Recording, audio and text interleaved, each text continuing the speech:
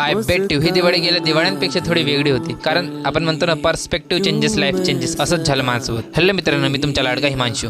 घरी आई नाही असं पप्पांनी कधी आई गेल्यावर वाटू दिलं नाही. प्रत्येक दिवाळीला फराळाचं जास्त तर पप्पाच बनवतात आणि ते पण सर्व परफेक्ट बनवतात. असं एक काम नाही जो माझे पप्पा करू शकत नाही. ऑलराऊंडर आहेत सर्व कामात, असं बोलण्यात काही हरकत नाही. इकडे बुंदीचे लाडू पप्पा परफेक्ट गोल बनवत होते आणि मी बनवायला गेलं तर खरं सांगते मला जमलंच नाही. दिवाळीच्या 1-2 दिवस अगोदर सर्व पप्पांनी फराळाचं बनवलं आणि आज आली दिवाळी. तर अगोदर मी सकाळी सकाळी आपल्या घरची सर्व गोंद्याचे फुलं वगैरे तोडून घेतला, कारण नंतर कोणी फुलं वगैरे तोडून नेलं तर घरचे शिव्या मलाच देणार.